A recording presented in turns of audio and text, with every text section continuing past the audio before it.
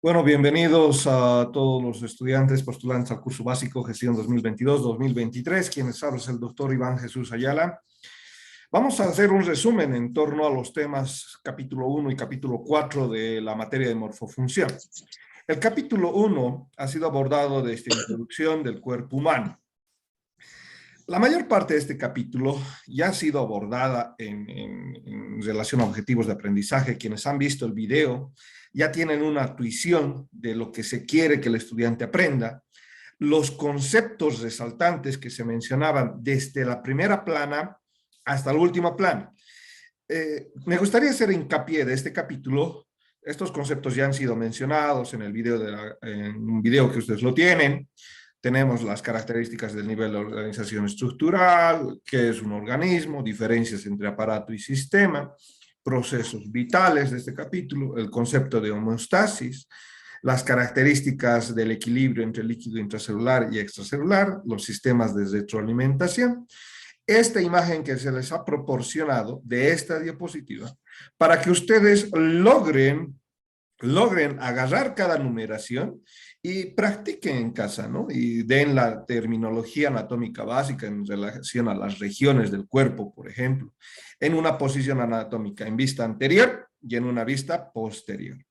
De la misma manera, los términos direccionales, con el concepto básico que está mencionado en su literatura, en relación a superior, inferior, anterior, y las ejemplificaciones que se tienen, también citadas en el video, ¿sí?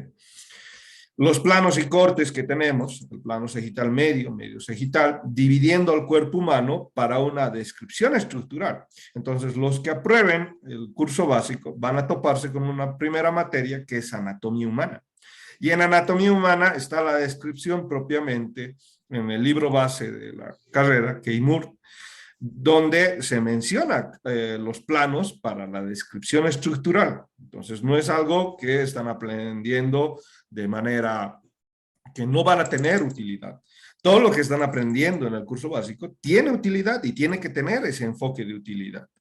Bien, entonces acá están los planos y cortes en una estructura visceral, en el encéfalo como tal, con medio sagital, frontal y el transversal, dividiéndolo el medio sagital en dos mitades iguales, derecha e izquierda. El parasagital en dos mitades desiguales, también derecha e izquierda. El frontal dividiendo en una parte anterior y posterior. Y el transversal dividiendo en una porción superior e inferior. Algo parecido es el oblicuo. Si tenemos a alguien que está con el micrófono, les rogaría, por favor, apagar el micrófono. Entonces tenemos el plano oblicuo que pasa a través del cuerpo u órgano formando un ángulo de 90 grados. ¿Sí? Tenemos las cavidades del cuerpo, la cavidad craneal, el conducto vertebral, donde están alojadas vísceras, ¿no? Mencionábamos justamente en la presentación que estaba a cargo de mi persona y el video propiamente que lo deben tener, donde se menciona el contenido de cada una de las cavidades, la porción encefálica, el conducto vertebral, donde está la médula espinal, la cavidad torácica, donde están los pulmones, y una porción media entre ambos pulmones denominada mediastino. ¿Sí? Tenemos una división entre cavidad torácica y cavidad abdominopélvica, suscitada o realizada por el diafragma, es una división estructural, ¿no? Pero no hay dicha división estructural entre la cavidad abdominal y cavidad pélvica. Es una división ficticia que se realiza. Las regiones que le hemos explicado, las he explicado con relación a los cuadrantes, cuáles son los cuadrantes, ¿no? Les daba numeración en el video. Y vamos a hacer enfoque a esto. Repito, por favor, la persona que esté con el audio genera distorsión y distracción. Les rogaré, por favor, apagar el micrófono. Tenemos imagenología médica. Esto sí es lo que no se ha abordado tal vez en la presentación, y valga esta presentación que es para ayudarles en mencionar imagenología médica. Técnicas y procedimientos para crear imágenes del cuerpo. Acá tenemos rayos X. ¿Y qué es una radiografía? Es una onda de rayos X que produce de vuelta una imagen cuando ésta llega a una película. Entonces ustedes tienen, al igual que las fotografías antiguas, teníamos rollos para hacer películas y ahora tienen su iPhone para generar una imagen nítida. Antes nos basábamos en películas, ¿no? Sacábamos una fotografía, teníamos que ir a develar todavía al fotógrafo. Entonces, lo mismo, con este concepto básico de rayos X, donde se produce una imagen en una película simple, el tejido denso, como es el tejido óseo, genera imágenes. Nosotros podemos detallar estas imágenes internas, estructurales, óseas, ¿no? Entonces, no solamente óseas, porque algunos tejidos generan una imagen de la misma manera, el tejido mamario, por ejemplo. Acá está una mamografía. Regulando los haces de rayos X, podemos obtener una imagen y ver si existe tejido calcificado, ¿no? En la glándula mamaria, ¿no? Hay algunos tumores benignos que tienen esa característica, los fibroadenomas, por ejemplo, que son los tumores mamarios más frecuentes. No es la única técnica en la cual nos vamos a basar o apoyar como médicos, ¿no? Tenemos radiología con contraste, tenemos angiografía, por ejemplo.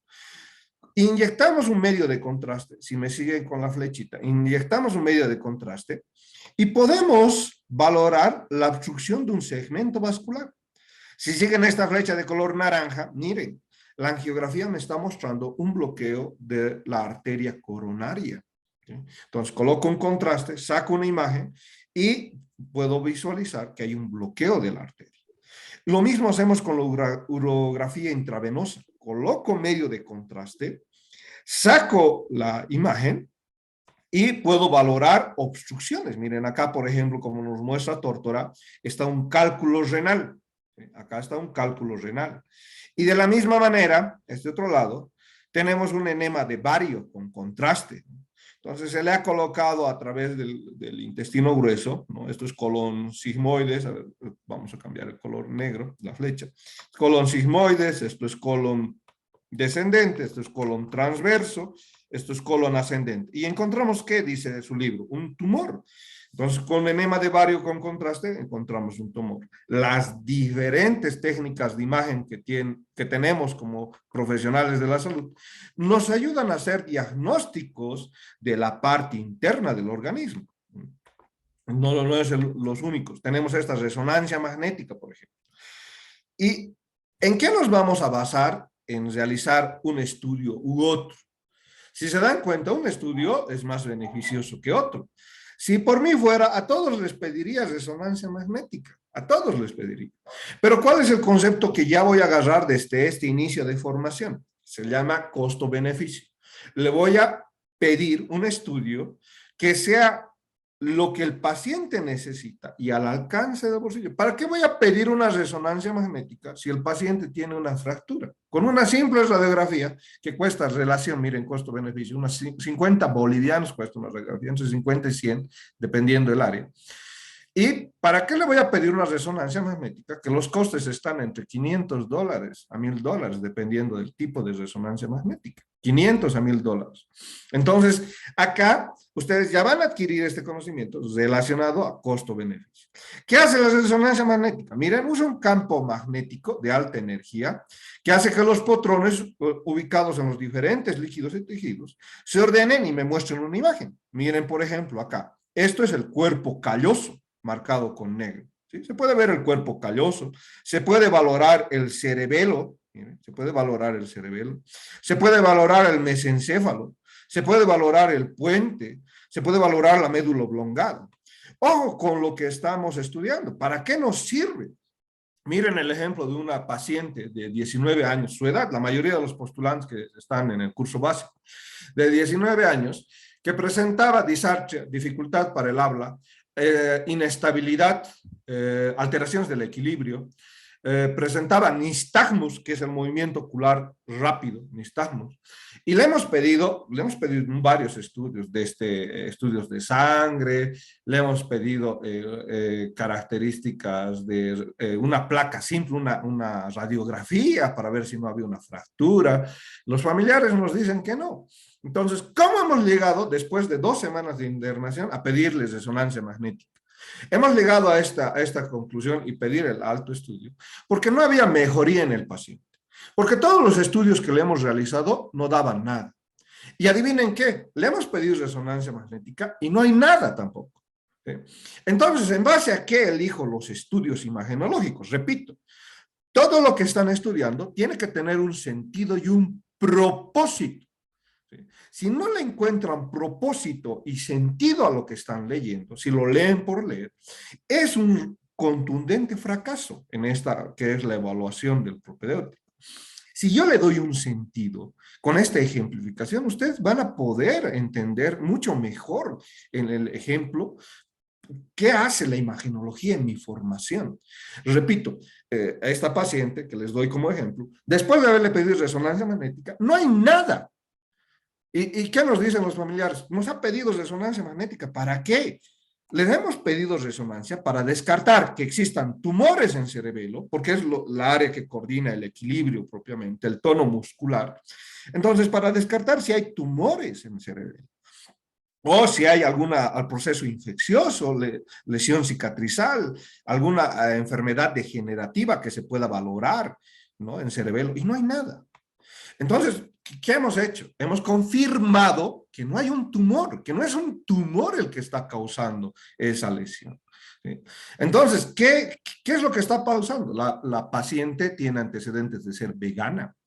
Y al ser vegana, estricta, un déficit de consumo de bastantes elementos grasos de los animales. Y necesitamos vaina de mielina, grasa para las neuronas, que van a formar fosfolípidos y van a ayudarme al sistema de conducción eléctrica. Entonces, nuestra base de pedirles resonancia ha sido descartar estas otras cosas. No siempre vamos a encontrar lo que estamos buscando. Y nos basamos en la clínica para el diagnóstico. Una ataxia cerebelosa. ¿Por qué? Ahora el antecedente que tiene, porque es vegana, ¿no? Entonces vamos a otro estudio, tomografía. Haz de rayos X traza arcos en múltiples ángulos y nos da esta imagen, ¿no? Los que han visto un tomógrafo, la persona entra recostada al tomógrafo y miren, es como un rayos X, pero en 3 dimensiones, como lo dice Tórtora, ¿no? Podemos valorar la estructura cardíaca, podemos valorar la característica del corazón, la estructura cardíaca. Acá tenemos la aorta, perdón, esta estructura. Miren, podemos reconocer a la aorta, podemos reconocer los cuerpos vertebrales, la densidad en tomografía que da los pulmones, por ejemplo, ¿no? Entonces ahí está otro estudio. La ecografía. Un transductor refleja ondas de ultrasonido en tejidos corporales. Un estudio económico, 200 bolivianos para una ecografía. Y nos podemos apoyar en esa semiología. En la presentación que les daba del capítulo 1, mencionaba un paciente que tenía cálculos biliares, ¿no? Entonces, con la ecografía hemos confirmado el diagnóstico clínico que teníamos, ¿no? Ahí está, acá está justamente un feto, pero para la característica de la imagen, ahí está la silueta de un feto bien formado. Bien, ¿qué más? Angiografía computarizada. Entonces, miren que con medios de contraste y con la tomografía, podemos recrear una imagen tridimensional del corazón y los diferentes vasos. Entonces, yo elijo un estudio en relación costo-beneficio. Acá, como Tórtora me indica, utilizo betabloqueantes para disminuir la frecuencia cardíaca y el corazón pueda estar en una frecuencia cardíaca baja y poderme dar una imagen, ¿no? Donde muestre las características de bloqueo de arteria coronaria, si es que existe. Tenemos otra, se llama tomografía por emisión de positrones y en su libro tienen otra que se llama gammagrafía. Entonces son muy parecidos. Se inyectan sustancias que emiten positrones y estos son detectados por cámaras gamma. ¿Sí? La tomografía por emisión de positrones puede ayudar a develar características de ictus isquémicos o alteraciones encefálicas. En otro estudio, endoscopía. Un endoscopio, introducimos una cámara, como pueden ver acá, y vemos la parte interna del organismo. La mayoría de los gastroenterólogos, como especialistas, hacen esto. En la imagen que muestran, ahí está el colon, ¿no? Esto es el colon. Y ir detectando si hay pólipos, si hay alteraciones, porque pueden ser los pólipos inicio de alteraciones tumorales, y se proyectan a un monitor, ¿no? Estamos introduciendo la cámara y se proyecta un monitor. Entonces, las características del siglo XXI es esto. Ustedes tienen su celular de alta gama. Ahora existen cámaras para toda utilidad, para realizar otoscopía, laringoscopía. Existen cámaras tan delgadas y de uso ya no exclusivamente profesionales, otorrinolaringólogo. Yo como médico en salud ocupacional utilizo a veces para valorar la laringe, la parte externa, sin mandarle al otorrino. Y si es algo complejo, sí lo mando al otorrino, no me quedo con el paciente queriendo valorar todo, obviamente, ¿no? Entonces, la endoscopía ha revolucionado mucha parte de nuestra ciencia, ¿no? Entonces, ese concepto de no te rindas, ¿sí? Ahí se los dejo. Vamos con el tema o el capítulo 4, acá vamos a ir mencionando al capítulo 4 y hacer de la misma manera un esquema o un resumen de este capítulo. O sea, ir mencionando las características del capítulo, de este nivel de organización tisular. Recuerdan que hemos ido viendo en el capítulo 1 niveles de organización, y uno de los niveles de organización era propiamente este nivel tisular. A ver, déjenme un momentito para poderles compartir. Ahora sí. Aquí tenemos el capítulo 4. Uno de los docentes también de Morfofunción ha realizado una excelentísima presentación por el lapso de tiempo que se tiene. Entonces, hemos tenido para este lapso de tiempo que hacer un resumen de esa excelente presentación que ha hecho el colega. Entonces, lo mismo, la descripción de los objetivos, que lo pueden leer ustedes y ir mencionando, haciendo hincapié en los objetivos, siempre su referente de estudio, ¿sí? Acá están todos los capítulos, lo pueden leer, está en la presentación de la misma manera. Ahora sí, lo que nos llama la atención, conceptos. Entonces, los diferentes tejidos tienen diferentes tipos de consistencia, ¿no? Tenemos la sangre, que es un tipo de tejido conectivo, es líquida, ¿no? Tenemos el hueso, que tiene una consistencia sólida. Y en relación a características, los tejidos se clasifican, ¿no? O Tórtora les da una clasificación. Tórtora es una base de un libro. Entonces, los conceptos que voy a aprender por ahora son estos conceptos. Voy a hacer discernimiento cuando llegue a primer año y me toque llevar histología, y le toque llevar anatomía y discernir y completar mi concepto, ¿sí? Por ahora, este es mi concepto de tórtora. Entonces digo, el tejido epitelial cubre superficies y permite la interacción entre medio interno y medio externo. El tejido conectivo tiene como función estas dos palabras básicas, protege y sostiene. Y es donde tenemos a la inmunidad, al sistema inmune y la reserva energética. ¿Qué células de la inmunidad? Macrófagos, por ejemplo, están en el tejido conectivo, ¿no? Vienen a fagocitar las partículas extrañas, virus, bacterias. Tejido muscular permite la contracción y la generación de fuerza. Entonces, van a formar parte de algo que se llama un supersistema, el sistema locomotor.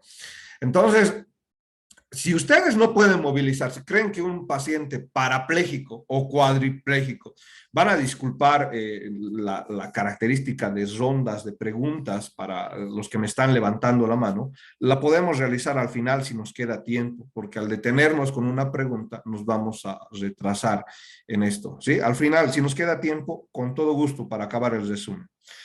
Contracción y generación de fuerza de la parte muscular, ¿sí? La base de la función. El tejido nervioso que detecta cambios y responde a esos cambios, ¿no? Entonces ahí está la característica de excelente o esta excelente presentación que se nos ha proporcionado.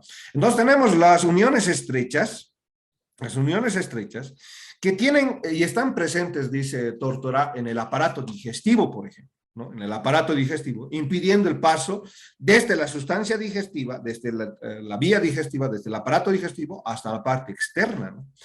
Y están unidas estas células que forman uniones estrechas por cadenas de proteína transmembrana.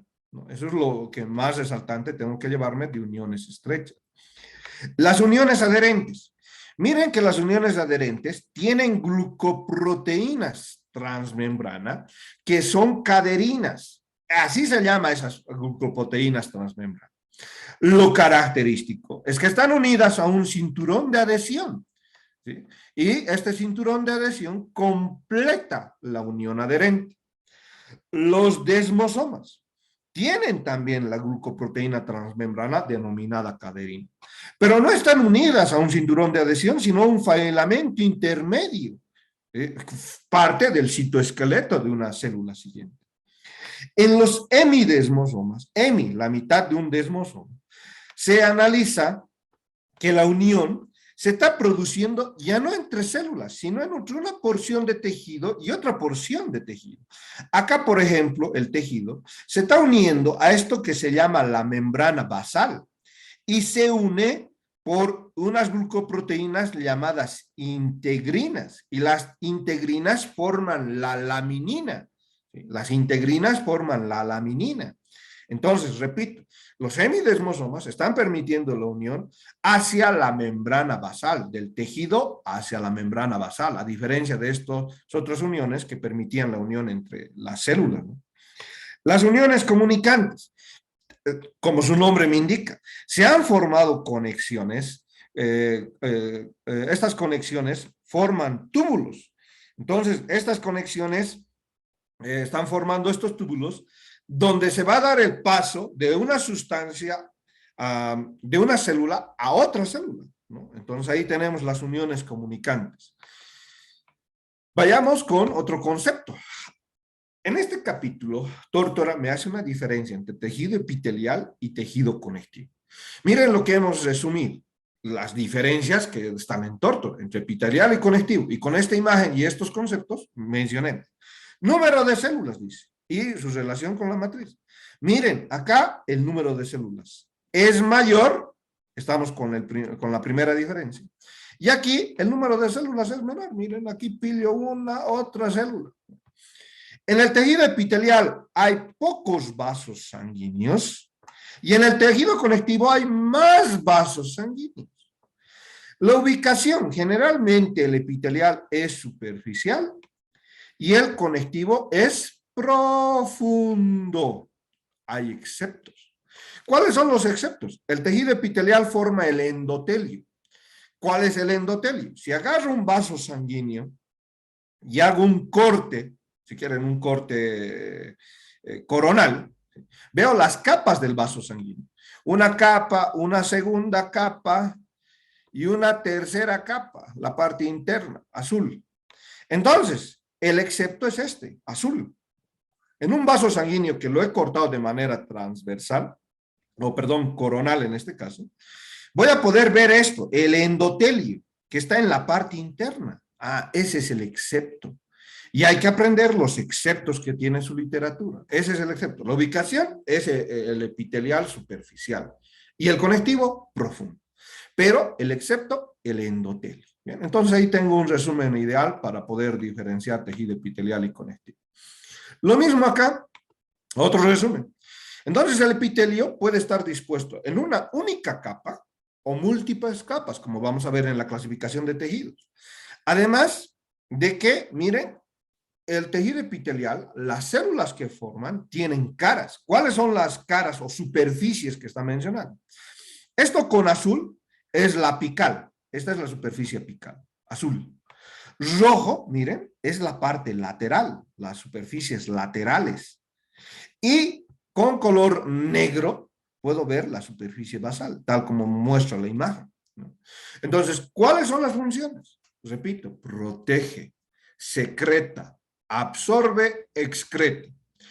Vamos a ver que en otras diapositivas que se las he preparado, voy a empezar a utilizar memotécnicos para utilizar y aprenderme cada uno de estos conceptos. Todo esto tiene que empezar a quedarse grabado y repito, quedar grabado para tener utilidad. Y acá tengo la membrana basal. ¿Qué característica de la membrana basal? la lámina, que está compuesta de colágeno, glucoproteínas, proteoglicanos, características de fibroblastos, colágeno, ¿no? Eso tiene la membrana basal. ¿Sí? Entonces, ¿qué más para la membrana basal?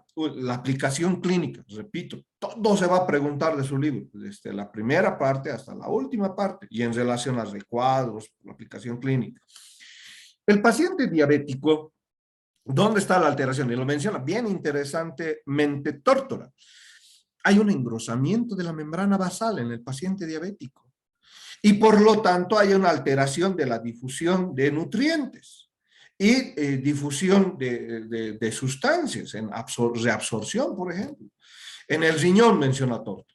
El riñón no puede reabsorber, por eso se arruina el riñón del paciente diabético. Su membrana basal está engrosada e impide que exista un mecanismo de transporte. ¿Sí? Lo primero que nos fijamos en el paciente diabético, después de años de haberle dado metformina, ¿cómo está funcionando su riñón? ¿Sigue puede recibir metformina o le cambio a insulina? ¿Sí? Entonces, tengo que hacer esa valoración del índice de creatinina que tiene el paciente, ¿no? El clearance de creatinina. Entonces, esa es una característica que me está mencionando Torto. La membrana basal sufre un engrosamiento en algunas patologías, ¿no? Como tal, en el paciente diabético. Bien, ahí está la utilidad de ese concepto. Vamos a clasificar los tejidos epiteliales. Este es un buen recuadro donde me da la clasificación en la disposición de capas y en la forma de las células. Por favor, el audio de alguno de ustedes. El epitelio simple, capa única de células que tiene una función. Difusión, ahí estamos mencionando. Difusión, ósmosis. Muchos de los tejidos permiten este mecanismo de transporte en un sentido y en otro sentido. ¿Para qué? Para absorber nutrientes, para eliminar sustancias, ¿no? Ahí está. Epitelio pseudoestratificado, múltiples capas, ¿no? Ahí tenemos epitelio pseudoestratificado, que pareciera tener múltiples capas, pero no. Los núcleos están a diferentes niveles. Miren, es una única capa de células. Lo que me hace parecer que estuviera estratificado, quiere decir diferentes capas, más capas, es la posición de sus núcleos. El estratificado, este sí está formado por dos o más capas. Miren aquí, una capita, una segunda capita, una tercera capita. ¿Sí? Entonces ahí está. Tenemos la pavimentosa. Son delgadas y permiten paso también de sustancias en un sentido y en otro sentido. ¿Sí? Tenemos formas de las células, algunas son cúbicas, tienen altura y ancho similar. Miren el epitelio cúbico, que lo vamos a describir en qué regiones lo tenemos. Las cilíndricas, que tienen más ancho, ¿sí? Son más altas, acá. Y las transicionales. ¿Cuáles son las transicionales? Las que varían su forma, de plana cilíndrica o de cilíndrica plana. ¿Cuál es el que nunca se van a olvidar? La vejiga. ¿Qué hace la vejiga? Muchos de ustedes quieren ir a realizar micción. Micción es como orinar, la palabra médica, ¿no? De orinar, micción. Entonces, se distiende la vejiga y el epitelio que era cilíndrico se vuelve plano porque está distendido. Lo mismo, se vacía la vejiga y vuelve a ser un epitelio cilíndrico, ¿no? Ahí el ejemplo, entonces, y la utilidad del concepto. Entonces, ¿dónde están dispuestas las capas y formas de la célula? Tenemos epitelio simple y epitelio estratificado. El epitelio simple, que es epitelio pavimentoso simple, o también le llamamos plano simple, puede ser el otro nombre, el pavimentoso simple o plano simple. Está ubicado en el endotelio, en el mesotelio. El epitelio cúbico simple, que vamos a describir en breve dónde lo tenemos ubicado. Cilíndrico simple, que lo vamos a tener en la configuración no ciliado. Tenemos el pseudoestratificado no ciliado y ciliado también. Y lo mismo que el cilíndrico simple, ciliado y no ciliado. Estratificado, los que vienen por capas. Hay plano estratificado, no queratinizado y queratinizado. ¿Queratinizado dónde? En la piel. Es plano, ya doy la idea. Es epitelio estratificado, plano.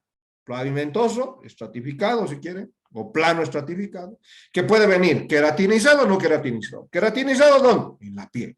Epitelio cúbico también otra de las clasificaciones que puede venir estratificado, el cilíndrico y el epitelio de transición. Así lo vamos a denominar al pseudoestratificado que viene. Entonces vamos con la definición de cada uno de los conceptos. Miren lo que vamos a agarrar. Un memotécnico para que este resumen sirva. DUF. ¿Qué características de la DUF? Una descripción, ubicación y función. Eso quiere decir DUF.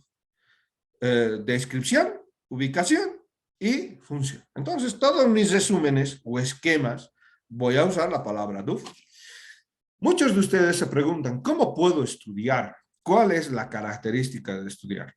Uno es la dedicación exclusiva, 16 horas mínimo a estudiar. El objetivo centrado, aquí no hay enamorada, no hay enamorado, no hay, cuidado que no hay juegos, no hay distracciones. Acá la concentración tiene que estar al 1000%, del que quiere aprobar, ¿no? Como consejo. Un rato de descanso de la lectura, puedo hacer ejercicios. ¿Para qué? Para fortalecer el flujo sanguíneo, ¿no? Entonces, la mejor manera de fortalecer el flujo sanguíneo.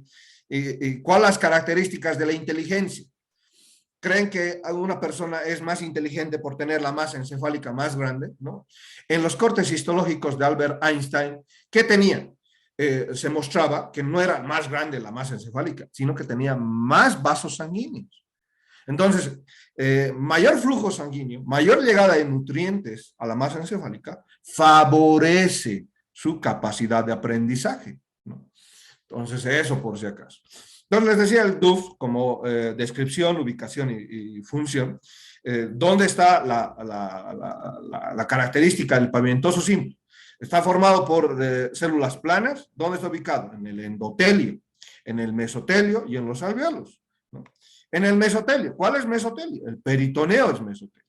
Miren, acá está graficado, como en su libro, que es pavimentoso. ¿Para qué sirve? Filtración, difusión y secreción. Entonces, acá se produce difusión. La membrana peritoneal forma un líquido, se llama líquido peritoneal. Entonces, ahí está produciendo difusión y secreción de sustancias, ¿sí? ¿Para qué? Para la lubricación y la motilidad de las asas intestinales. Entonces, ahí la razón de ser. ¿Qué hemos dicho hace rato del plan del pavimentoso simple? Que permite el flujo en ambas direcciones. Así como se ha producido la difusión y la secreción, también tendrá que producir la filtración de sustancias. Por eso está ubicado en el glomérulo. ¿Dónde está el glomérulo? En el riñón, ¿no? Y me permite la filtración. ¿Qué sustancias le sirven al cuerpo y qué sustancias no le sirven al cuerpo? ¿Bien? Entonces aquí está, se van a acordar de DOF. ¿De dónde viene la palabra DOF? Algunos habrán visto. Pueden hacer relación o no pueden hacer la relación. Tenemos el epitelio cúbico simple, y otra vez DOF. Estamos describiendo un memotécnico. Estamos describiendo descripción, ubicación y función. Descripción del epitelio cúbico simple. Cúbicas, células cúbicas con un núcleo redondo y central. Ubicación en la superficie del ovario, en la lente, en el epitelio de la retina, en los túbulos renales. ¿Sí? ¿Para qué sirve? Secreción y absorción también, ¿no? Entonces, mucho de lo que se filtra por los túbulos renales, tiene que ser reabsorbido, vuelve a la circulación. Y una poca cantidad de lo que se ha filtrado va a ir a formar los elementos de desecho, la orina como tal. Gran parte de lo que se ha filtrado se vuelve a reabsorber. Entonces, ¿para qué se ha filtrado? Para cernir las sustancias que tenían que ser eliminadas. Y las sustancias que sirven todavía al cuerpo vuelven a ser reabsorbidas. Es así como funcionan los túbulos renales, ¿no? Entonces tenemos este memotécnico y estas características de descripción.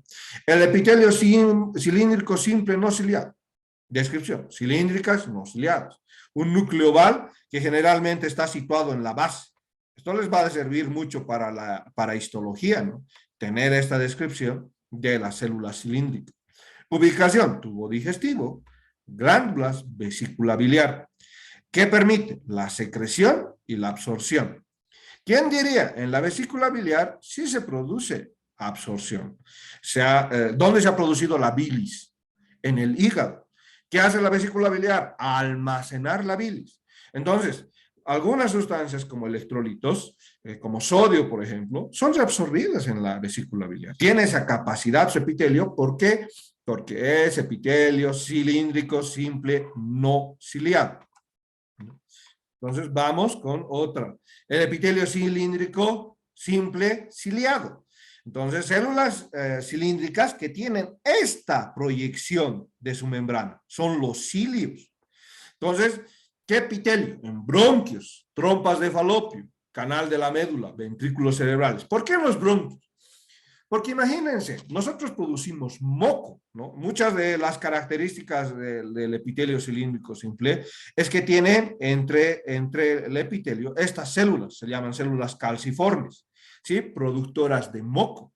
Entonces se produce moco. ¿Para qué? Para atrapar partículas en la superficie. Y esas partículas no llegan hasta la parte interna. En el caso de los bronquios, la parte interna serían los alveolos, la unidad funcional del pulmón. Entonces, ¿qué van a hacer los cilios? Van a transportar hacia afuera y mediante el esputo, que es la expulsión de las flemas, ¿sí? Las flemas, el moco que ha atrapado partículas extrañas, boto esas flemas. ¿Qué pasa con muchos de los niños en la primera infancia? No pueden botar, no pueden realizar el esputo. Entonces, ¿qué pasa con las flemas? Se las tragan. Y las flemas van al aparato digestivo, ¿no? Pero en una persona adulta, ¿qué hacemos? Si hay esa formación de moco, la expulsamos, ¿no? Lo expulsamos de la manera más higiénica a un Kleenex, ¿no? Y luego los desechamos el Kleenex a un lugar de desecho correspondiente que van a aprender por bioseguridad. Entonces, este epitelio, una de las funciones es que realiza movimiento. Entonces, gracias a los cilios puedo expulsar el moco. En la trompa uterina, ¿para qué hay cilios? Para transportar el óvulo desde el ovario hasta el sitio de fecundación, que es la ampolla de la trompa uterina. Y si ha venido el espermatozoide por canal vaginal, útero, hasta la trompa uterina, y en la ampolla ha producido la fecundación, ¿qué sigue? Que la trompa uterina, por el epitelio cilíndrico simple, transporte al óvulo fecundado hasta el útero y en el útero produzca la anidación, ¿sí? Y ahí se desarrolla el feto, ¿no? Entonces ahí están las características a mencionar. Bien, ¿qué más en relación a las características de los epitelios? Tenemos otro, el pseudoestratificado. Parecen varias capas. ¿Por qué? Porque sus núcleos están a diferentes niveles. Reviste el epidídimo, parte de la uretra. Entonces, la absorción y secreción. Uno diría, ¿qué se va a absorber en el epidídimo? En el epidídimo, que es parte de lo que es el aparato reproductor masculino del testículo siguen los túbulos seminíferos, red testicular, de la red testicular van a estos túbulos conducto eferente, y del conducto eferente viene recién epidídimo. Entonces, en el epidídimo se absorbe lo que se ha producido en el testículo. ¿Qué se ha producido en el testículo? Testosterona, por ejemplo, ¿no? Entonces, ahí las características del pseudoestratificado en la función de absorción, ¿no? Cilíndrico pseudoestratificado, ciliado, pseudoestratificado ciliado.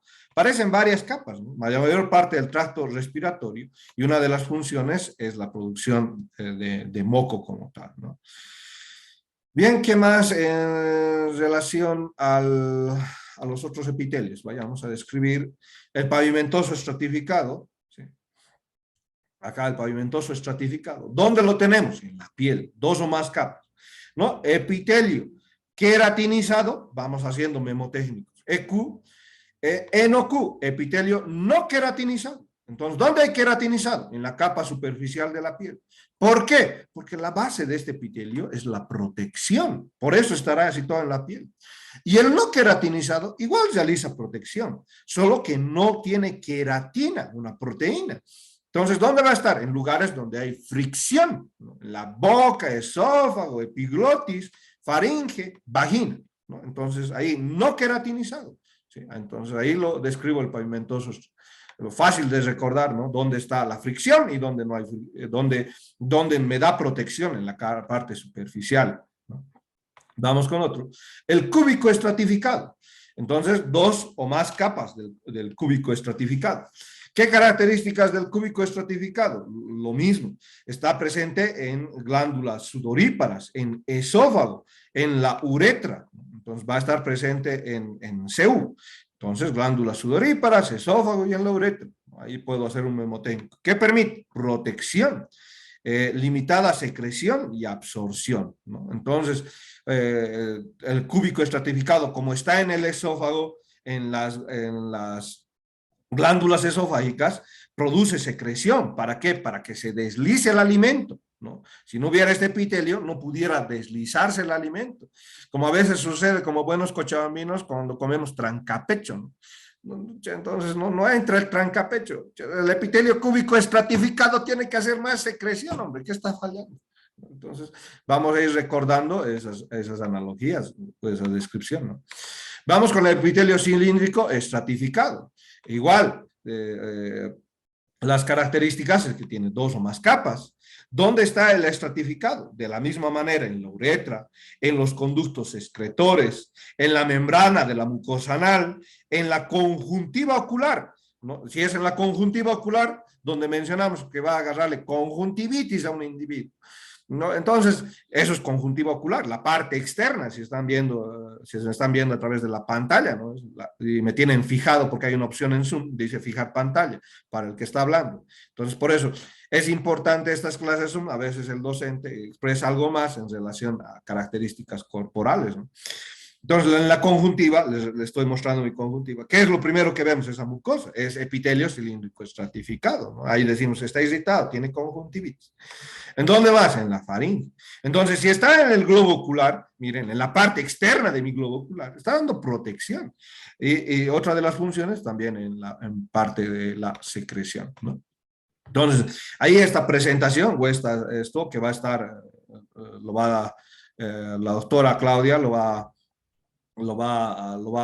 a disponer en su grupo para que ustedes vean y tengan, ¿no? Muchos, repito, tengo que buscar una manera de que se me queden los conceptos y una de las características puede ser esta. No a todos nos funciona la misma herramienta. Algunos subrayan, repito, algunos leen en voz alta, algunos hacen resúmenes, algunos hacen esquemas, unos escuchan grabaciones. Todo sirve. Y van a ver que al usar estas herramientas van a encontrar que una es para ustedes. Una va a ser para ustedes y van a poder con esa herramienta batirse toda su carrera, ¿sí? El epitelio de transición de apariencia variable. ¿Dónde vamos a tener el epitelio de transición? Vamos a tener a nivel de la vejiga, en la uretra, ¿sí? Lo que les decía, cambia de forma. Está primero cilíndrico y luego plano, ¿no? Entonces acá vacío, cilíndrico. Y luego cuando se llena, o sea plano, las células planas. Entonces, vejiga, en las vías urinarias, en la uretra como tal, ¿no? En el uréter también, estos son uréteres, por si acaso, ahí está uréter, esto es uretra, ¿sí? Entonces, este epitelio de transición lo tenemos en las vías urinarias como tal. ¿Y qué hace? Protección, protección, por si acaso. Cuando tengan un paciente con globo vesical, nunca vacíen la vejiga de golpe. Siempre grapeen. ¿Grapeen qué? La sonda que le han puesto. Si bien es un epitelio de protección, cuando hay alteraciones de presión, un ejemplo del globo vesical, producimos, pues nosotros, iatrogénicamente, podemos producir un sangrado. ¿No? ¿Por qué? Porque le hemos vaciado de golpe la vejiga y hay un cambio de presión brusco. Si bien es un epitelio que nos da protección, ojo, tengo que ir aprendiendo algunas características. Por ejemplo, esto que les digo, nunca vaciar una vejiga, un globo vesical de un paciente que tiene prostatitis, por ejemplo, o hiperplasia prostática benigna, ¿sí? Y está obstruido la salida de orina de manera brusca. Nunca lo hagan, ¿sí? Bien, pese a entender que el epitelio de transición, que nos da protección, tiene resistencia, ¿no? Bien. Vamos con otro. Entonces tenemos acá este esquema de epitelio glandular. ¿Qué en el epitelio glandular? Tenemos dos tipos de glándulas endocrinas, glándulas exócrinas. Glándulas endocrinas, donde se producen hormonas al líquido intersticial. Acá las diferentes glándulas que tenemos. Glándulas exógenas secretan su producto al conducto y desemboca a la superficie. ¿Cuál es la clasificación? Unicelulares y multicelulares. Multicelulares. Acá tenemos las merocrinas. ¿Qué características de las células merocrinas? que se produce la secreción en el ribosoma, ¿no? Y luego es almacenado por vesículas producidas por el aparato de Golgi, ¿no? Y luego liberadas. Las apócrinas, las que están en la superficie, ¿no? Acá están en la superficie, acá está el complejo de Golgi, por si acaso, para almacenar. Las apróginas, las que producen en la superficie, y luego de producir en la superficie, se separa la secreción y es liberada. Y las holocrinas, las que se producen dentro de la célula. Una vez que la célula estalla o las características de la célula están libres para liberar, llegó a su término la célula de vida y libera la secreción que ha almacenado. Y se van renovando las células, ¿no? Por el ciclo de mitosis que muestra su libro. Bien. Entonces tenemos la clasificación del tejido conectivo en relación a que si tienen matriz extracelular, cuáles son las fibras que forman la matriz extracelular, colágeno, fibras elásticas, las fibras reticulares, ¿no? Entonces, en el SER, las tres, miren, forman un memotécnico que lo vamos a llamar SER. Esas son las fibras proteicas de la matriz extracelular. El colágeno, las fibras elásticas y las fibras reticulares. Y la sustancia fundamental formada por polisacáridos, proteínas, ácido hialurónico, chondroitin sulfato, dermatosulfato, queratón sulfato. Y acá están las células. Una mención, ¿no? A veces le damos suplementos al paciente, ácido hialurónico y chondroitin sulfático. No tenemos la certeza de cómo hay una mención clínica en su libro, ¿no? No tenemos la certeza de cómo funciona realmente en algunos pacientes como aporte nutricional y en otros no. A algunos les sirve para hacer la reparación de cartílago y a otros no los sirve para hacer la reparación de cartílago, ¿no? Entonces, bueno, ya se nos va el tiempo, es un capítulo extenso. Acá tenemos estos memotécnicos que les van a servir, ¿sí? Acá están el DOF, acá lo mismo del DOF y las abreviaciones que pueden ustedes relacionarlo con lo que han ido leyendo de los diferentes tejidos, ¿no? El tejido conectivo denso regular, irregular, el tejido elástico, el tejido de sostén, ¿no? Acá está el cartílago, fibrocartílago, el tejido cartílago elástico, el tejido óseo que va a ser mencionado en un capítulo, el tejido conectivo líquido que también va a ser mencionado en un capítulo. Y las diferentes membranas que forman parte de los tejidos, ¿no? Entonces, el tejido nervioso que también va a ser mencionado en un capítulo aparte. Bueno, quien no intenta ya está perdido, dicen. Entonces, ustedes ánimo, inténtenlo, están en esto de prepararse para el curso básico, háganlo de la mejor manera, pónganle ganas, ánimo, amor. ¿Sí? Porque han decidido hacer esto, háganlo lo mejor que puedan y háganlo apasionadamente. Lo van a hacer el resto de su vida. ¿Sí? Entonces, ese consejo. Nos veremos la siguiente semana con los otros 2 capítulos. Bueno, doctorita.